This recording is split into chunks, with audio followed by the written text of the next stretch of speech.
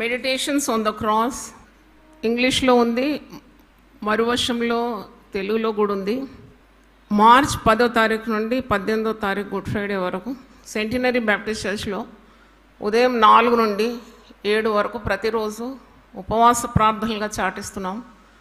మరి ఈ 40 రోజుల శిలువ ధ్యానాలు సక్రమంగా జరిగినట్లు ప్రార్థించండి. మీ కుటుంబ సభ్యులకు తెలియజేయమని కోరుతున్నాను. అలాగే మనము ఈ స్థలం వచ్చే ఆదివారం ఆఖరి ఆదివారం ఇక్కడ ఆరాధన, 23వ తారీఖు సండే ఇక్కడ ఆదివారం, ఆఖరి ఆదివారం. తర్వాత మనం మార్చ్ 2వ తారీఖు నుండి YMCA సెకండ్రాబాద్లో ఉదయం 6 నుండి 9, సాయంకాలం 6 నుండి 9 మనం ఆరాధనలు ఆరంభిస్తున్నాము. మరి దీనికి సంబంధించిన పత్రిక కూడా ఉంది, తెలుగులోను ఇంగ్లీష్లోనూ ఉంది. ఇది కూడా మీరు బాధ్యతాయుతంగా ఈ పత్రికలు తీసుకొని అనేకులకు తెలియజేయండి. వాట్సాప్లో కూడా, యూట్యూబ్లో కూడా వేస్తాం, గ్రూప్స్లో వేస్తాము. ఇవన్నీ మీరు ఫార్వర్డ్ చేసి ఇతరులకు తెలియజేయాలని ఆ బాధ్యత మీద ఉందని తెలియజేస్తున్నాను. You also have a responsibility towards UPF. కేవలం ఆదివారం వచ్చి దేవుని వాక్యం విని వెళ్ళిపోవడం కాదు. సంఘం అంటే క్రీస్తు శరీరం. మనమందరము దేవుని రాజ్య వ్యాప్తి కొరకు ప్రయాసపడుతున్నాం. నాకున్నంత బాధ్యత మీకు కూడా ఉండాలి కదా. ఒక పెద్ద కట్టడం నిలబడాలంటే ఎన్ని స్తంభాలు ఉండాలి? కాబట్టి మీరు కూడా దేవుని ఆలయంలో ఒక స్తంభంగా నాటపడాలని నా ఆశ, నా ప్రార్థన. దావీదు భక్తుడు 52వ కీర్తన 8వ వచనంలో అంటాడు, నేనైతే నా దేవుని ఆలయంలో పచ్చని ఒలీవ చెట్టు వలె ఉన్నాను. అలా ఫలించాలి. ఇతరులను కూడా నడిపించండి. ఇంత పెట్టుబడి చేస్తున్నాం, మనమందరం కలిసికట్టుగా పనిచేస్తే గొప్ప కార్యాలు దేవుని యొద్ద నుండి మనం పొందుకోగలం. ఇంతవరకు మనం 754 ప్రార్థనా సెల్స్ తెరవడమైంది. 754 గృహాల్లో మనం ప్రార్థన ఆరంభించినాం. అలాగే నిరంతర ప్రార్థన కూడా నిరాటంకంగా జరుగుతుంది. ఆ శక్తి నేను అనుభవిస్తున్నాను. ఎక్కడ వెళ్ళినా ఈ ప్రార్థన బలం, సంఘం యొక్క ప్రార్థన నేను అనుభవిస్తున్నాను. ఆలేరులో ఇండియా పెంతెకోస్తు సంఘం వారు 10వ వార్షికోత్సవం Telangana Indian pentecostal church annual కన్వెన్షన్లో దేవుని వాక్యం అందించడానికి 13వ తారీఖు మరి నేను, నాతో పాటు అయ్యగారు, మరి బృందం మేమంతా వెళ్ళి దేవుని వాక్యాన్ని వెదజల్లి తిరిగి సురక్షితంగా మీ మధ్యకు నడిపించిన దేవునికి నేను వందనాలు తెలియజేస్తున్నాను. దేవుని స్తోత్రం. చిన్న ఒక పాట పాడిన తర్వాత నేను కొంతసేపు వాక్యం పరిచర్య చేసి మనము ముగించుకుందాం. విశ్వాస యాత్ర కీర్తనలో 43వ పాట. యోబు శ్రమల గురించి విన్నాం కదా. యోబు భూజనులందరిలో మరి దైవభయం గలవాడని, యథార్థవంతుడని, నీతిపరుడని, చెడుతనాన్ని విసర్జించేవాడని యోబు 1వ అధ్యాయంలో ఉంది. అది దేవుడిచ్చిన సాక్ష్యం. మీరు తిరిగి 42వ అధ్యాయంకి వచ్చినప్పుడు అక్కడ కూడా యోబు గురించి దేవుడు సాక్ష్యం పలుకుతున్నాడు. యోబు నా గురించి ఎప్పుడు యుక్తమైన మాటలే పలికినాడు, అందుకే యోబు ప్రార్థన నేను వింటాను. అది దేవుడే పలుకుతున్నాడు. మొట్టమొదటి అధ్యాయంలో కూడా దేవుడే పలికినాడు. చివరిలో యోబు 42 మీరు చూడండి, అక్కడ కూడా దేవుడు యోబు గురించి సాక్ష్యం ఇస్తున్నాడు. నా సేవకుడైన యోబు పలికినట్టు మీరు మాట్లాడడం లేదు, పలకడం లేదు. మీరు ఎప్పుడు అనుమానాలు పలుకుతున్నారు.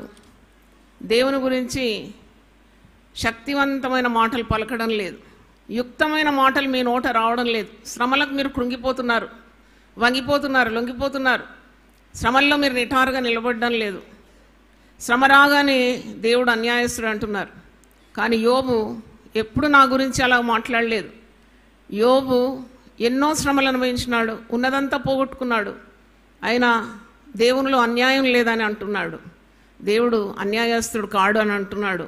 దేవుడే ఇచ్చినాడు, ఇచ్చిన దేవుడు తీసుకున్నాడు. ఆయన నామము స్తుతింపబడుగాక. కట్టుకున్న భార్య కూడా ఆయనను చీకొట్టింది. పిల్లలందరూ మరణించినారు, ఆస్తులు పాస్తులన్నీ పోగొట్టుకున్నాడు. చర్మవ్యాధి సోకి చిల్లపెంకే ఆయనకు మరి సహకారిగా, అంటే చిల్లపెంకుతో ఒళ్ళు గోక్కుంటున్నాడు.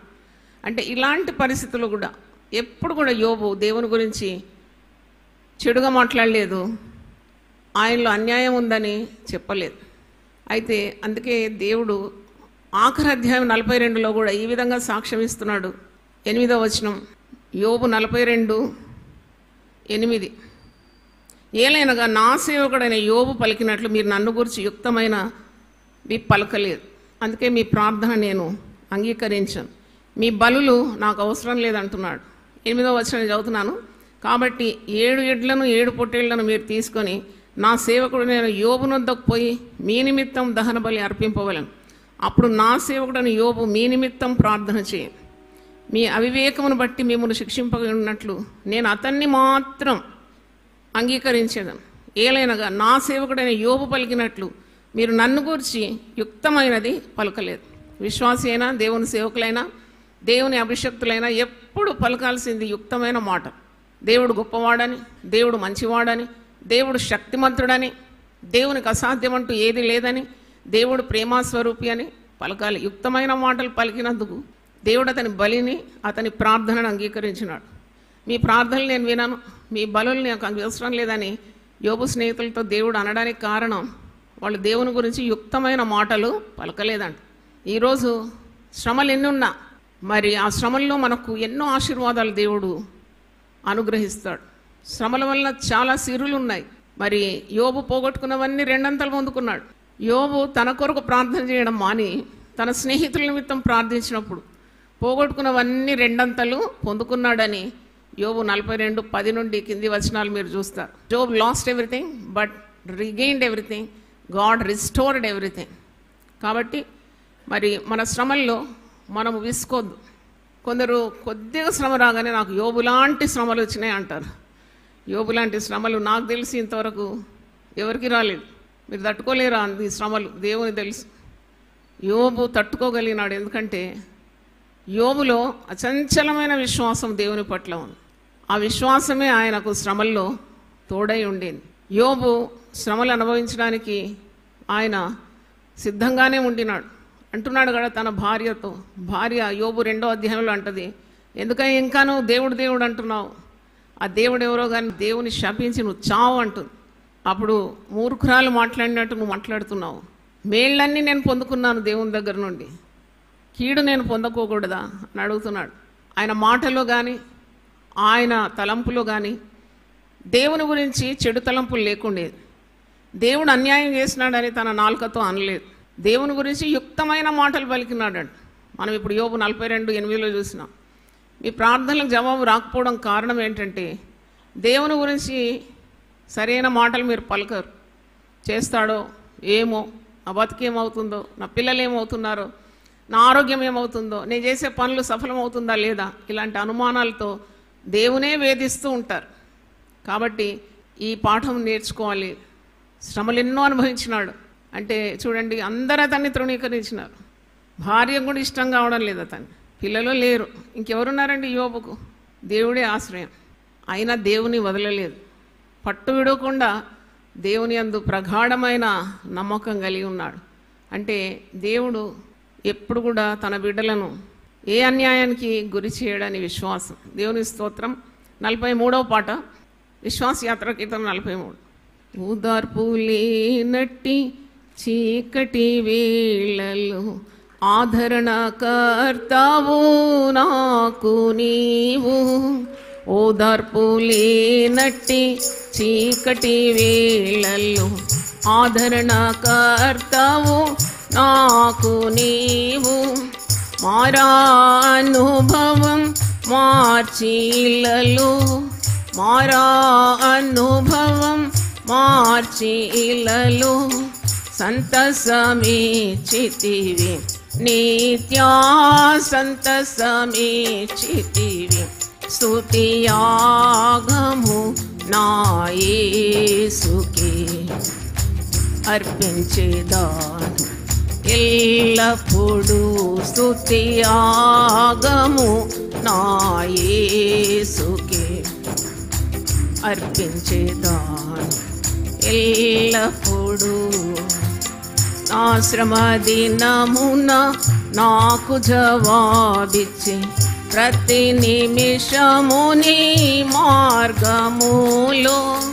నా శ్రమ దినమున నాకు జవాబిచ్చి ప్రతి నిమిషము నీ మార్గములు నన్ను నడిపిన కృపను తలంచి నన్ను నడిపిన కృపను తలంచి స్తుతులర్పించెదను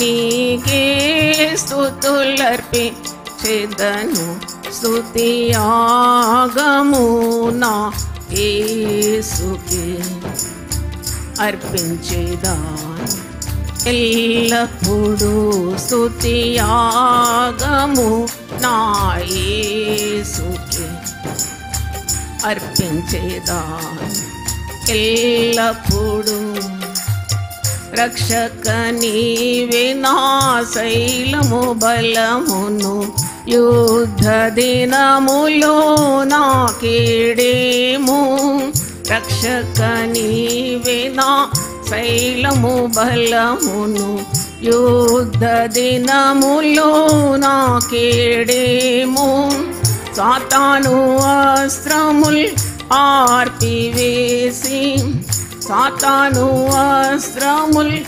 ఆర్పివేసి జయమును సగితివి గోపా జయమును సగితివి స్తుతియాగము నా యేసుకే అర్పించేదాను ఎల్లప్పుడూ స్తుతియాగము నా యేసుకే అర్పించేదాను ఎల్లప్పుడూ దేవుని సెలవు లేనిది ఏదియు జరుగదుగాని గ్రహించితిని దేవుని సెలవు లేనిది ఏదియు జరుగదుగాని గ్రహించితిని నా జీవితములో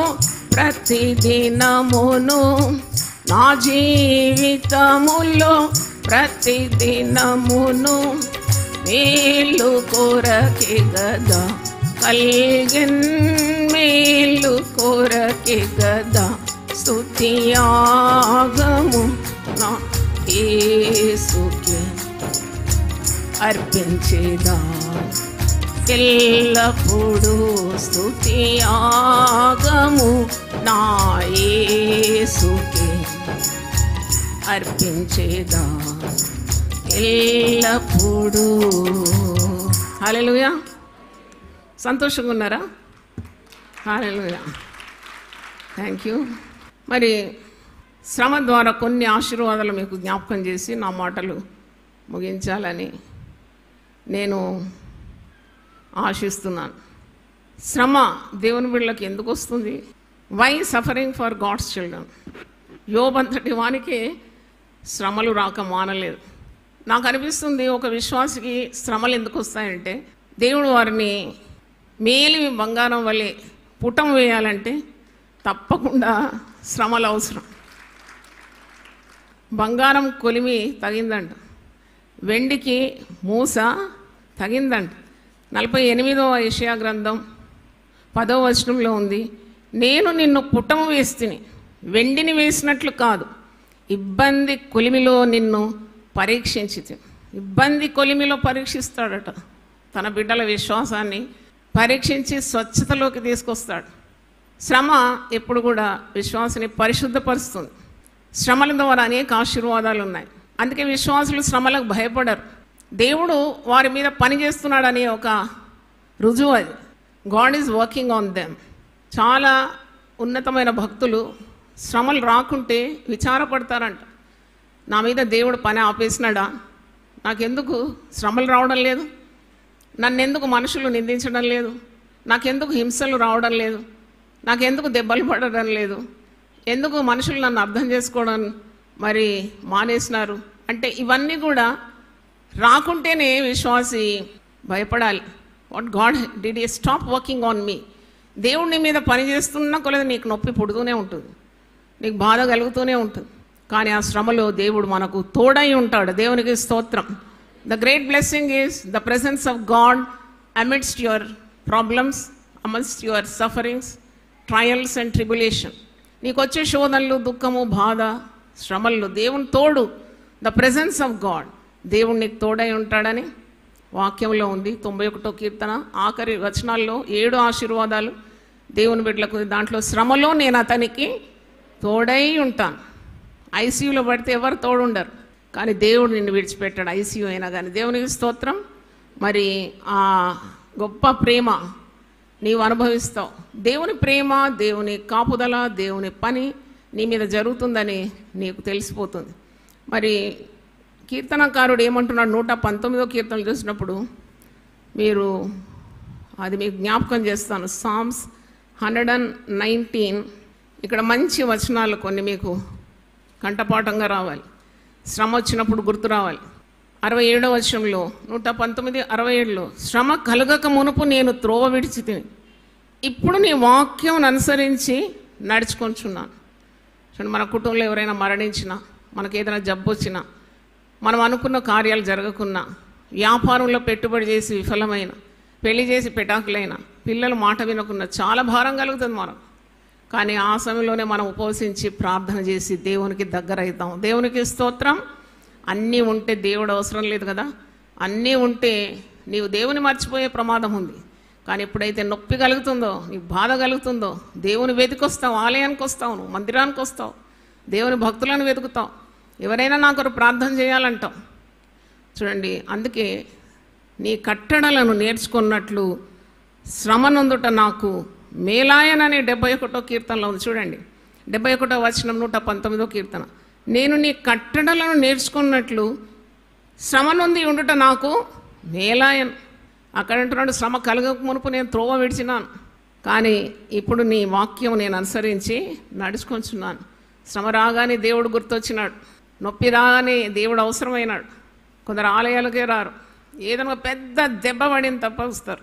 చూడండి, ఇప్పుడంట నేను అమెరికా గురించి చదివినాను. అక్కడ దేవుడు వద్దు, వారి మందిరాలన్నీ కూలగట్టు వేసినారు, బార్ అండ్ రెస్టారెంట్, సినిమా థియేటర్స్గా మార్చుకున్నారు. కానీ ఇప్పుడు 2024 ఆగస్టు నుండి అంట బైబిల్లో ఉన్న ప్రతి మాట నెరవేరుతుందని ప్రజలు భయపడి ఏ సంవత్సరంలో ఇంతగా బైబిల్ కొనుగోలు చేయలేదంట.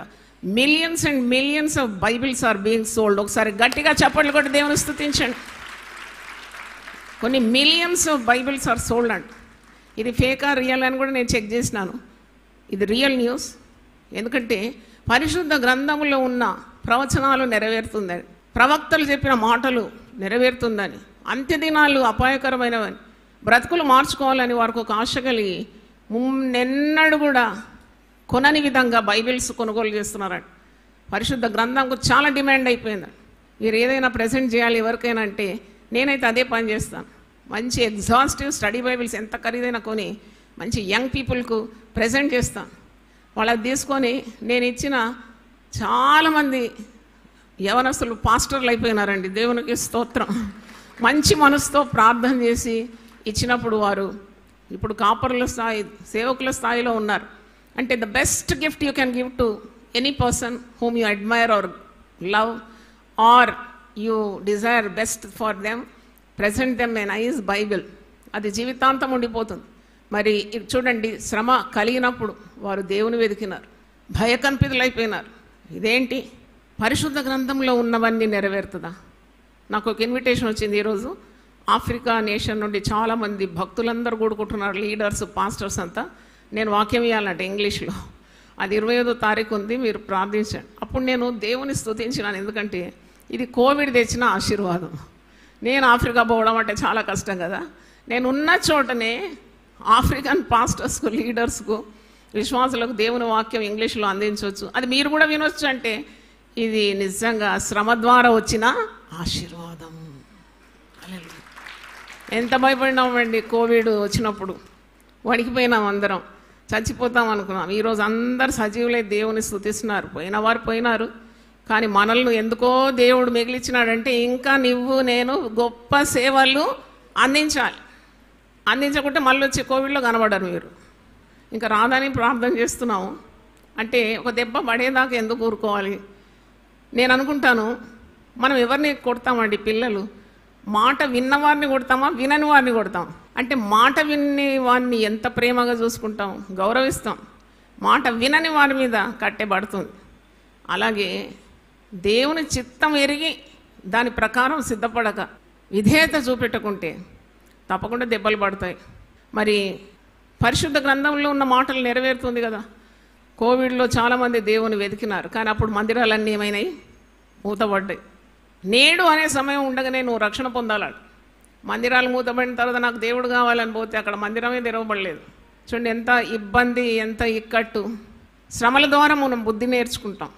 మరి ప్రవచనాల నెరవేర్పు, United People Fellowship end times prophecies అని ప్రతి వారం గురువారం సాయంకాలం 7 గంటలకు వాక్య పరిచర్య జరుగుతుంది. జూమ్లోను యూట్యూబ్లోను వేస్తున్నాం. మరి తప్పకుండా మీరు సమయం తీసుకొని అది వినాలి. అప్పుడు మీకు అంత్యకాలంలో జరిగే కార్యాల గురించి మీకు అవగాహన ఉంటుంది. నేను ఈరోజు మత్తయి సువార్త 24వ అధ్యాయం 14వ వచనం చూసినప్పుడు ఇలాగూ ఈ జూమ్ అనే పరికరం ద్వారా సర్వలోకానికి సువార్త అందించబడుతుంది. యేసుప్రభు చెప్పిన మాట, సర్వలోకానికి వెళ్ళి మీరు సువార్తను సర్వ సృష్టికి కూడా మీరేం చేయండి? ప్రకటించు. అది ఎట్లా నెరవేరుతుందని నేను అనుకున్నాను, కానీ నెరవేరింది. ఎందుకంటే మీరు ప్రయాణం చేసి పెట్టుబడి చేసి డబ్బులు ఖర్చు చేసి పోనవసరం లే. మీ దగ్గరనే ఉంది జూమ్ పరికరం. మిమ్మల్ని ఆహ్వానిస్తే మీ స్వరము భూదిగంతముల వరకు వెళ్ళిపోతుంది. దేవునికి స్తోత్రం. ఇక్కడ మత్తయి సువార్త 24:14లో మరియు ఈ రాజ్య సువార్త సకల జనములకు సాక్షార్థమై లోకమందంతటను ప్రకటింపబడు. అటు తర్వాత ఏమొస్తుంది? అంతము వచ్చు. తర్వాత ఇంకొక మాట మీకు గుర్తు చేస్తాను, అది ప్రవచనం నెరవేర్పు. రోమీలకు రాసిన పత్రిక 10వ అధ్యాయంలో ఆ మాట ఉంది, దేవుని బిడ్డల స్వరము లోకము అందంతట వారి స్వరము వారి మాటలు భూదిగంతముల వరకు బయలు వెళ్తుందని రోమా 10:18 చూడండి. రోమన్స్ 10:18 ఆయన నేను చెప్పినదేమనగా వారు వినలేదా? విన్నారు కదా. వారి స్వరము భూలోకమందంతటికి వారి మాటలు భూదిగంతముల వరకు బయలు వెళ్ళాను. ఈ పరిశుద్ధ గ్రంథం రాసి 1000 సంవత్సరాలు అయింది. మరి మాట నెరవేరిందా లేదా? స్వరం పోతుందా? భక్తుల స్వరం లోకమంతటా వారి మాటలు భూదిగంతంలో వెళుతుందా లేదా? మీరు చెప్పండి. అంటే ఎంత గొప్ప కార్యం అండి ఇది. అసలు ఇది నాకు మరి ఓ ప్రియ సహోదరి నాకు ఇచ్చింది. నేను కేర్ఫుల్గా నా డైరీలో రాసుకున్నాను ఒక 10 సంవత్సరాల ముందు అనుకుంటా. కానీ అది నెరవేరడము మరి ఎంత అద్భుతం. కాబట్టి don't take the word of God lightly. దీన్ని అలకగా తీసుకోకండి. నేనైతే ఈరోజు సాయంకాలం ఇది పట్టుకొని ఒక 5 నిమిషాలు ప్రార్థన చేసినాను. ముద్దు పెట్టుకున్నాను, దేవా ఈ పరిశుద్ధమైన వాక్యం కొరకు నీకు ఎంతో వందనాలు చెల్లిస్తున్నాను. నాకు కలిగిన శ్రమంతటిలో నీ వాక్యం నన్ను ఆదరించి, శ్రమదిలంలో బ్రతికించేది ఏంటి? దేవుని వాక్యం. నీ వాక్యం నన్ను బ్రతికించుచున్నది. శ్రమదినమున నాకు గొప్ప ఆదరణ కలిగిస్తుంది. నీ వాక్యం నా పాదమునకు దీపం, నా త్రోవకు వెలుగు. నీ వాక్యం ఎంత గొప్పది. నీ వాక్యాన్ని నేను క్షుణ్ణంగా పఠించాలని అడిగినా. నేను ఎన్నోసార్లు ఇంకా బైబిల్ తిరిగేసి చదివేదాకా నన్ను తీసుకోకు ప్రభువా, నేను ఇంకా కఠినమైన గ్రంథాలు లోతులోకి వెళ్ళి పఠించి నీ బిడ్డలకు అందించాలి, నాకు ఆయుస్సు ఆరోగ్యం దయచేయమని అడిగినా. ఎందుకంటే ఇంత పరిశుద్ధ గ్రంథం మళ్ళీ దేవుని దగ్గర పోతే ఉంటుందా ఇది? అక్కడ పరలోకంలో లేదనుకుంటే ఇది భూలోకంలోనే మనల్ని దేవుడు దీవించినాడు ఈ గ్రంథం ఇచ్చి. కానీ ఇది చాలామంది చదవరు. హౌస్ అండ్ దేవుడు ఎన్ని అమూల్యమైన కార్యాలు దీంట్లో పొందుపరిచి మన చేతికి దివ్యమైన గ్రంథం ఇచ్చిన దాంట్లోని అద్భుతమైన ఆశ్చర్యకరమైన సంగతులను చూడమని ప్రేరణ ఇచ్చిన అది చదవకుండా పక్కన నెట్టేస్తాం. తల కింద పెట్టుకుంటారు చాలామంది. శ్రమ వస్తే తలగడ కింద బైబిల్ పెట్టుకుంటారు. దానివల్ల ప్రయోజనం కాదు. నీవు దేవుని వాక్యాన్ని నీ హృదయంలో పదిలపరచుకోవాలంట. 175వ వచనంలో యెహోవా నీ తీర్పులు న్యాయమైనవి, విశ్వాస్యత గలవాడై నీవు నన్ను శ్రమపరిచితివని నేను ఎరుగుదు. నువ్వు నన్ను శ్రమపరిచావు కానీ నీ విశ్వాస్యత మరి నా ఎడల నీవు మరి వదిలిపెట్టలేదు. నీవు విశ్వాస్యత గలవాడవై నీవు నన్ను శ్రమపరిచితివని నేను ఎరుగుదు. ఇంకా 119:11 వచనంలో ఉన్నది, నీ ఎదుట నేను పాపం చేయకున్నట్లు నా హృదయంలో నీ వాక్యము ఉంచుకొని ఉన్నాను. 6వ వచనం, నీ ఆజ్ఞలన్నిటిని నేను లక్ష్యం చేయనప్పుడు నాకు అవమానము కలగనేరు.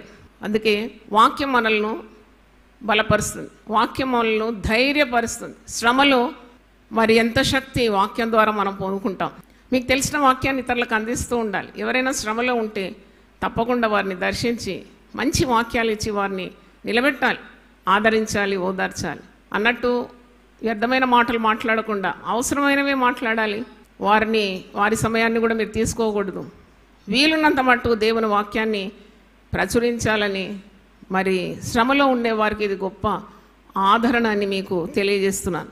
అంటే పరిశుద్ధ గ్రంథం అంటుంది, ఒకవేళ మీకు శ్రమ కలగకుంటే మీరు దుర్బీజులు అనే మాట ఉన్నది. హెబ్రీ పత్రిక 12వ అధ్యాయం 9వ వచనంలో, నీకు శ్రమ కలగని ఎడల నీవు దుర్బీజుడవే కానీ దేవుని సంతానం కాదాడు. దేవుని సంతానమైన నీకు శిక్షణ దేవుని యొద్ద నుండి వస్తుంది. నువ్వు క్రమమైన జీవితంలో రావాలంటే నిన్ను దేవుడు పుటం వేస్తాడు. యెషయా 53:10వ వచనంలో ఉంది, అతని నలగగొట్టుటకు యెహోవాకు ఇష్టమైన, దేవునికి ఇష్టమైనంట తన భక్తులను కొన్నిసార్లు నలుపుతాడు. యోబు గ్రంథం 6వ అధ్యాయంలో ఈ మాట చూసినాను. యోబు ఈ విధంగా అంటున్నాడు, 9వ వచనం చూడండి, ఆహా నా విన్నపము నాకు నెరవేర్చబడును గాక, నేను కోరుదాన్ని దేవుడు నెరవేర్చును గాక, దేవుడు తన ఇష్టానుసారంగా నన్ను నలుపును గాక. ఎవరైనా ఇలా ప్రార్థన చేస్తారా? దేవా నీ ఇష్టానుసారంగా నన్ను నలుపుమని ఎంతమంది ప్రార్థన చేస్తారు? మీ చేతులు చూపెట్టండి. అంత ధైర్యమా? ఇంత నలవడానికి, ఇంత నలుగుతే ఎలాగో ప్రాణం పోతుందేమో, నా కుటుంబానికి ఎంత తీరని నష్టం అనుకుంటావు. కానీ నిన్నెప్పుడు ఆయన నశింపజేయడు, నిన్ను చెయ్యి విడవడు, నిన్ను బొత్తిగా నాశనము చేయడంట. మరి ఆ గ్రంథంలో మనం చూస్తున్నాం కదా 6:8లో, నువ్వు నన్ను ఇష్టానుసారంగా నన్ను నలుపు అంటే శ్రమల ద్వారా అంత మేలు కలుగుతుందని భక్తుడు నమ్ముతున్నాడు. మరి మనము శ్రమల్లో నశించడం కాదు దేవుని చిత్తం, కానీ దేవునికి ఇంకా దగ్గర కావడం, దేవుని కట్టడలు నేర్చుకోవడం, మరి దేవుని మహిమార్థం. శ్రమల్లో కూడా నీ నమ్మకత్వాన్ని వదిలిపెట్టకుండా దేవుని గురించిన యుక్తమైన మాటలు పలుకుతూ, శ్రమల్లో నీ ప్రార్థనా జీవితాన్ని మెరుగుపరుచుకుంటూ, దేవుడు అన్యాయస్తుడని చెప్పకుండా మరి ఇంకా నీ క్రమ పద్ధతిలోని జీవితాన్ని తీసుకొని రావడం, దేవుడు చెప్పినట్టు వినడం, విధేయత ఉన్న చోట పరిశుద్ధత వస్తుంది. When you obey you will be honoured with holiness. అవును, దేవుడు ఇచ్చిన కట్టడలన్నీ నీవు విధేయత చూపినప్పుడు నేను దేవుడు పరిశుద్ధపరుస్తూ ఉంటాడు. You become holy. నిన్ను పిలిచిన దేవుడు పరిశుద్ధుడు కనుక నేను ఎలా ఉండాలి? పరిశుద్ధులమై ఉండాలి. కనుక ఈ శ్రమ గురించి నీవు చింతించే అవసరం లేదు. ఇది దేవుని మహిమార్థమే ఇలాంటి శ్రమలు భక్తులకు కలుగుతుంది. దేవుని స్తోత్రం. ఒక గుడ్డివాడు పుట్టుకతోనే గుడ్డివాడు. అక్కడ ఉన్న వాళ్ళు యేసుప్రభుని అడుగుతున్నారు, వీడు పుట్టినాడు గుడ్డివాడై, వీడు పాపం చేసిండా, వీళ్ళు తల్లిదండ్రులు పాపం చేసినారంటే యేసుప్రభు ఏమంటాడు? వీడు కానీ వీని తల్లిదండ్రులు చేసిన పాపం కాదు, కానీ వీని ద్వారా దేవుని నామము మహిమపరచడానికి ఈ శ్రమ వానికి సంభవించింది. గుడ్డివాడు బాగైనాడంటే దేవునికి ఎంత మహిమ, అంటే దేవుని శక్తి అక్కడ విడుదలైంది. కొన్నిసార్లు మన జీవితంలో శ్రమలను దేవుడు అనుమతించి మన ద్వారా దేవుడు మహిమపరచబడుతున్నాడు. దేవునికి స్తోత్రం. కనుక దేవుని మహిమను మనం చూడాలి. దేవుడు మన చెయ్యి విడవాడు. దేవుడు మనల్ని తప్పకుండా ఆశీర్వదిస్తాడు. మరి ఒక గొప్ప ఆశీర్వాదం చెప్పి నేను ముగిస్తాను. శ్రమల ద్వారా దేవుడు మనకు ఓర్పునిస్తాడని రోమీలకు రాసిన పత్రిక 5వ అధ్యాయంలో ఉన్నది. శ్రమ నీకు ఓర్పునిస్తుందంట. 5:5. ఎందుకనగా ఈ నిరీక్షణ మనల్ని సిగ్గుపరచదు, మనకు అనుగ్రహింపబడిన పరిశుద్ధాత్మ ద్వారా దేవుని ప్రేమ మన హృదయంలో కుమ్మరింపబడుచున్నది. అలాగే 3వ వచనం చూడండి. అంతేకాదు శ్రమ ఓర్పును, శ్రమల ద్వారా ఓర్పు వస్తుందట. ఏ శ్రమ పొందని ఒక వ్యక్తిని చూస్తే వాడు చాలా కరుగ్గా ఉంటాడు, రాక్షసుల్లా ఉంటాడు, క్రూరునిగా ఉంటాడు. అదే శ్రమలు అనేకంగా పొందినవాడు నున్నటి రాయిగా మారిపోతాడు. దేవునికి స్తోత్రం. దావీదు ఎందుకు నున్నటి రాయిని ఏరుకున్నాడు? ఏటి లోయలకు వెళ్ళి నున్నటి రాయిని తీసి గురిగొట్టి మరి ఆ గోలియాతును కూల్చినాడు కదా, బోర్లో పడ్డాడట గోలియాతు. ఒకటే రాయి, 5 రాళ్ళు ఏరుకుంటే ఒక్క రాయే ప్రయోజనమైంది. చాలా ఒక్క రాయి. వాడు పడిపోయినాడు శత్రువు. ఎందుకంటే ఆ రాయి కరకురాయే కానీ నీళ్లలో పడి అటు ఇటు ఇటు అటు నీళ్ల చేత కొట్టబడి తాకిడి చేత ఆ కరకురాయి ఎలా మారింది? నున్నటి రాయిగా మారిపోయి. నున్నటి రాయి ఎంత పని చేసింది. కాబట్టి శ్రమ ఎప్పుడు కూడా మనకు ఓర్పును నేర్పును ఇస్తుంది.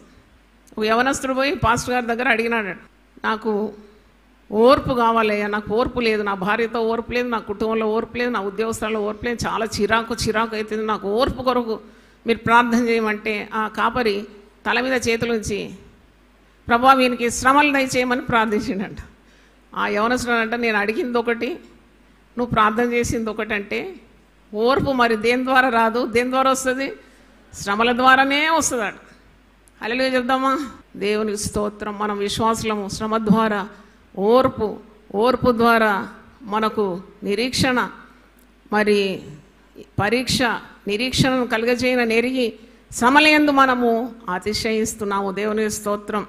మరి పౌలు భక్తుడు 2 కొరింథీ 12వ అధ్యాయంలో అంటున్నాడు, నేను ఆనందిస్తున్నాను దేనిలో అంటే నాకు కలిగిన శ్రమలయందు నేను ఆనందిస్తున్నాను. ఆ వాక్యం కూడా చదివి నేను ముగిస్తాను.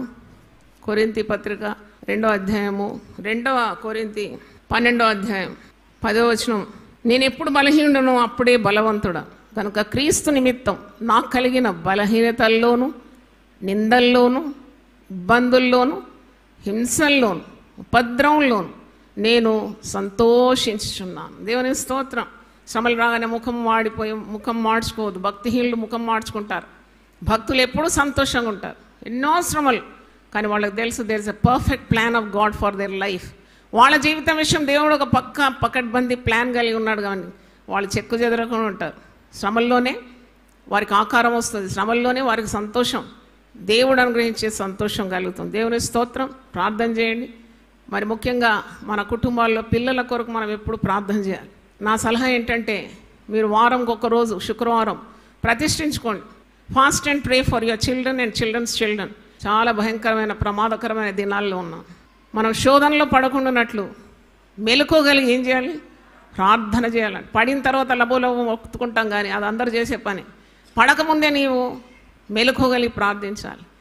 ఇంతకుముందు ఒక న్యూస్ చూసినాను ఐటమ్, 57 సంవత్సరాల తల్లి 35 సంవత్సరాల కొడుకును చంపేసిందంట.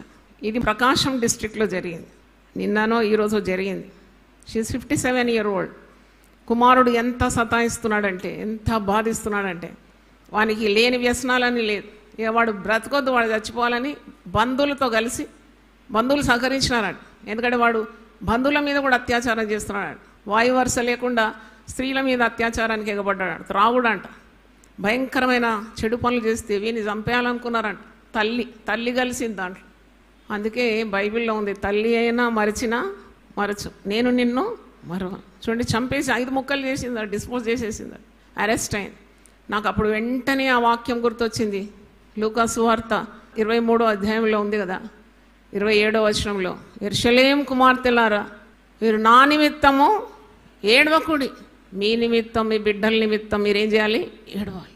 కనని గర్భములు పాలియని స్తనములు ధన్యములని చెప్పే రోజులు వస్తున్నాను. నువ్వేదో ఒక ప్రార్థన 2 నిమిషాలు చేసి పిల్లల కొరకు చేసినాను అనుకోకు. నీ గుండె కుంపటిగా మారిపోవాలని నేను చెప్తున్నాను. ఎందుకంటే గడ్డు రోజుల్లో ఉన్నాం. ఎన్ని దుర్వార్తలు వినాల్సి వస్తుందో తెలియదు, ఎంత కీడు నీ కొరకు పొంచి ఉందో తెలియదు. కాబట్టి వారంకి ఒక్క రోజన్నా మీరు ఉపవసించి దేవుని సన్నిధిలో కన్నీళ్లు గార్చి దేవుడు ఇచ్చిన పిల్లల కొరకు విజ్ఞాపన చేయండి. మన పిల్లలను తప్పకుండా దేవుడు కాపాడుతాడు. ఈ ఒక తల్లి చంపింది పిల్లలను అంటే ఇక ఎక్కడికి పోతుందండి ఈ లోకం? ఎంత కష్టమైనా తల్లి ఓర్చుకుంటుంది కదా, ఎంత శ్రమ పెట్టినా తల్లికి ఓర్పు ఉంటుంది. కానీ ఆ తల్లికి ఓర్పు నశించింది. దేవుని పట్టుకుంటేనే మనం బ్రతకగలం. అందుకే యోహాను 15:4లో నాకు వేరుగా ఉండి మీరేమీ చేయలేరు. ఆయనలోనే ఉండాలి మనం. ఆయనే మనకు దిక్కు. ప్రార్థన చేయాలి నీ పిల్లల కొరకు. వాడు అంతేలే, ఇవి ఇంతేలే, అలా కాదు. You have to pray it out. ప్రార్థన చేసి ఎన్నో మార్లు ప్రార్థన చేయి. పిల్లలు ఎంత దూరం ఉన్నా దేవుని హస్తం కుర్చా కాదు, అంతవరకు పోతుంది దేవుని చెయ్యి. కాబట్టి మనం శ్రద్ధగా ప్రార్థన చేయాలి. ఉపవాస దినం శుక్రవారంగా మనము ప్రతిష్ఠించినాము. ఉదయకాలం మందిరం తెరబెడుతున్నాం, మనుషులను పెడుతున్నాం అక్కడ. మీరు మందిరానికి రండి. 1 గంట అయినా దేవుని సన్నిధిలో మీ పిల్లల కొరకు మొరపెట్టండి. You are making the church at Ramnagar prepared for those who come and pray. ప్రార్థన చేయండి. అక్కడ చర్చ్ ఎల్డర్స్, కొన్నిసార్లు పాస్టర్స్ కూడా వాక్యం ఇస్తారు. జూమ్లో మీరు జాయిన్ కండి. జూమ్ ఐడి తీసుకోండి. దెబోరాస్వరంలో ప్రింట్ చేసినాము, క్యాలెండర్లో ప్రింట్ చేసినాము, స్టాల్లో మీకు చెప్తారు. ఇంత గొప్ప ప్రార్థనా పరిచర్య ఈ భారతదేశంలో యునైటెడ్ పీపుల్ ఫెలోషిప్ ద్వారా జరుగుతుందంటే మరి సంఘస్థులకు ఎందుకు లేదు ఆశ? ఆశ లేని ప్రాణాన్ని దేవుడు ఆశీర్వదించాడు. కాబట్టి జూమ్లో కూడా జాయిన్ కండి. ముఖ్యంగా యవనస్తుల కొరకు మధ్యాహ్నం 2 నుండి 5 వరకు ప్రార్థనలు జరుగుతుంది. మీరు ప్రార్థనలు చేయకుంటే నష్టపోతారు. ప్రార్థన చేస్తే దేవుని కనికరం మన జీవితంలో ఉంటుంది. దేవుని జాలి మన పిల్లల పట్ల ఉంటుంది. మరి శ్రమ కలగక మునుపు, శ్రమ కలిగిన తర్వాత నీ జీవితం మారిపోతుంది. శ్రమ వస్తుంది అందరికీ. మనం ఈ ప్రాణం మన శరీరంలో ఉన్నంత వరకు శ్రమలు మనం ఎదుర్కొంటున్నాం. కానీ శ్రమ సహించిన వాడు ధన్యుడని యాకోబు పత్రికలో 1వ అధ్యాయము 12వ వచనంలో ఉంది. ఈ లోకంలో మనకు శ్రమలు తప్పవు, శోధనలు తప్పవు, కానీ దేవుడు ఎప్పుడు కూడా మన చెయ్యి విడిచిపెట్టడనే విశ్వాసం. యాకోబు పత్రిక 1వ అధ్యాయము 12వ వచనము నేను చదువుతున్నాను. శోధన సహించువాడు ధన్యుడు, అతడు శోధనకు నిలిచిన వాడై ప్రభు తన్ను ప్రేమించు వారికి వాగ్దానం చేసిన జీవ కిరీటము పొందును. 2వ వచనంలో, నా సహోదరులారా, మీ విశ్వాసమునకు కలుగు పరీక్ష ఓర్పును పుట్టించినని ఎరిగి మీరు నానా విధములైన శోధనలో పడినప్పుడు అది మహానందమని ఎంచుకొనుడి. మీరు సంపూర్ణులను అనునాంగులను ఏ విషయంలో నేను కొదవలేని వారై ఉండునట్లు ఓర్పు తన క్రియను కొనసాగింప నీయుడు. అందరూ ఒకసారి లేచి నిలబడితే ప్రార్థన చేస్తాను. శోధన గాథల కష్ట సమయాన ఓదార్చి నడుపు నామా మీది. శోధన గాథల కష్ట సమయాన ఓదార్చి నడుపు నామా మీది. జయముందేదాము ఈ నామమున, జయముందేదాము ఈ నామమున. యేసు పరిశుద్ధ నామమునకు ఇల్లం స్తోత్రమే. యేసు పరిశుద్ధ నామమునకు ఎప్పుడు అధిక స్తోత్రమే. హల్లెలూయా. ప్రార్థన చేసుకుందాం. సైతానును పాతాళమును జయించే గొప్ప నామం, అన్ని నామముల కంటే గొప్ప నామం, ప్రతి మోకాలు వంగే నామం, ప్రతి నాలుక మహింపరిచే ఈ పరిశుద్ధ నామాన్ని దేవుడు మనకి ఇచ్చినాడు. ఈ నామంలో సాధించింది ఏదీ లేదు. కాబట్టి ప్రార్థనా శక్తి మాకు దయచేయండి ప్రభువా. ప్రతిష్ఠించుకొని మా కుటుంబాల అవసరతల కొరకు, మా పిల్లల కొరకు కీడులో పడకుండా మా బిడ్డలను మేము కాపాడుకోవడానికి మీరు ప్రభువా ప్రార్థనా శక్తి మాకు అందరికీ దయచేయండి. సాతానుకు బానిసలైపోకుండా, సాతాను మా బిడ్డలను మృంగకుండా, మా కుటుంబంలో ఉన్న వ్యక్తులను ఎరగా తీసుకొని వెళ్లకుండా సహాయం దయచేయమని మేము కోరుతున్నాం. శ్రమల్లో తోడై ఉంటానని వాగ్దానం చేసినావు. శ్రమల్లో తప్పించుకునే మార్గాన్ని మాకు బోధిస్తున్నావు. అవును ప్రభు, యోబు లాంటి గొప్ప దైవజనుడికే శ్రమలు తప్పలేదు. అయినా శ్రమల్లో నువ్వు చెయ్యి విడవలేదు. శ్రమల్లో తోడై ఉండినావు. పోగొట్టుకున్న వాటన్నిటికంటే 2 ఆశీర్వాదాలు ఇచ్చినావు. శ్రమల్లో ఎన్నో పాఠాలు నేర్పించినావు. అన్ని పాఠాలు శ్రమల బడిలోనే భక్తులు నేర్చుకుంటారు. కాబట్టి శ్రమ కలిగినప్పుడు విసుకోకుండా తండ్రి శ్రమలో ఆనందించడానికి, పౌలు వలె చెప్పడానికి, నా కలిగిన ఇబ్బందుల్లోనూ, హింసల్లోనూ, ఉపద్రవంలోనూ, నిందల్లోనూ, అవమానాల్లో నేను సంతోషిస్తున్నాను. ఎంత గొప్ప మాట. నా శరీరంలో ఒక ముళ్ళు ఉన్నది, శ్రమ కలుగుతున్నది, నొప్పి పుడుతున్నది, ఆయనను దేవుని కృప నాకుంటే చాలని అంటున్నాడు. శ్రమల్లో దేవుని కృప ఎంతో అవసరం. కనుక ప్రతి విషయంలో ఆయనను స్తుతించుట ఎంతో ఉన్నతమైనది. మన శ్రమల ద్వారా, మనం నేర్చుకున్న పాఠాల ద్వారా, పొందిన ఆశీర్వాదాల ద్వారా మనం సాక్షులుగా నిలబడగలుగుతున్నాం. దేవుని నామాన్ని మహిమపరచగలుగుతున్నాం.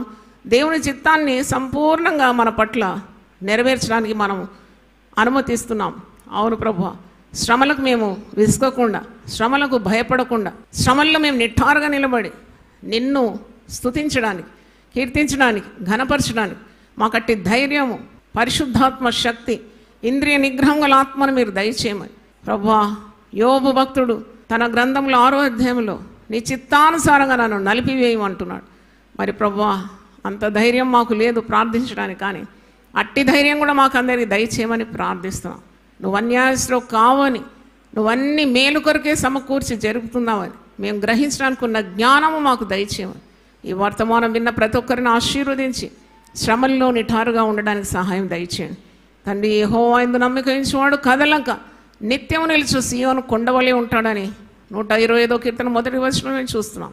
మేము అటు గాలికి అటు ఇటు కొట్టబడి రెల్లులాగా కాకుండా ఒక స్థిరమైన పునాదితో చక్కని కట్టడం వల్లే తండ్రి, కొండ మీద ఉన్న పట్టణం వల్లే ఈ లోకాన్ని మేము కనబడాలని యేసు పరిశుద్ధ నామములో అడిగి వేడుకుంటున్నాం తండ్రి. Amen amen. తండ్రి అయిన దేవుని ప్రేమ, యేసు క్రీస్తు కృప, పరిశుద్ధాత్మ సహవాసం మనందరితో సదాకాలం తోడుగా ఉండును గాక. Amen amen. God bless you.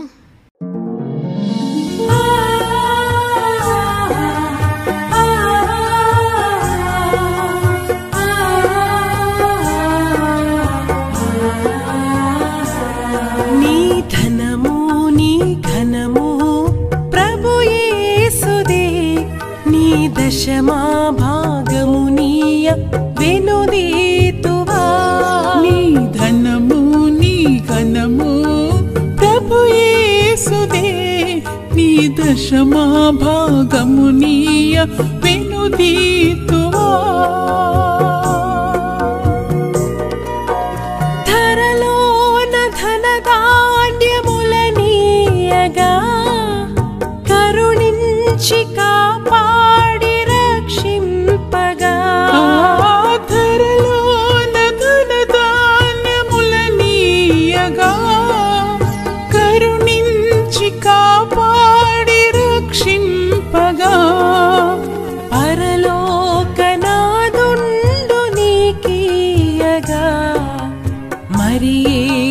కొరకీయ వెనుదీతువా పరలోకనాథుండు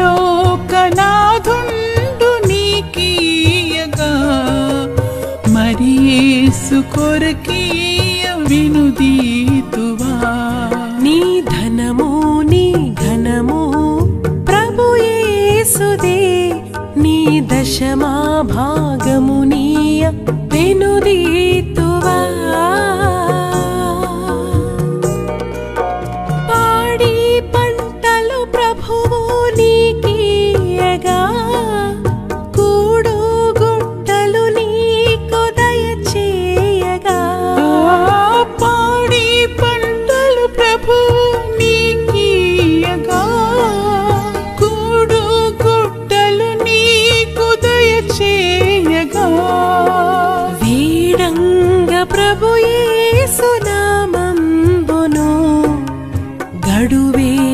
ప్రభుకీయను క్రైస్తవా వేడంగ ప్రభు యేసు నామమును గడువేల ప్రభుకీయను క్రైస్తవా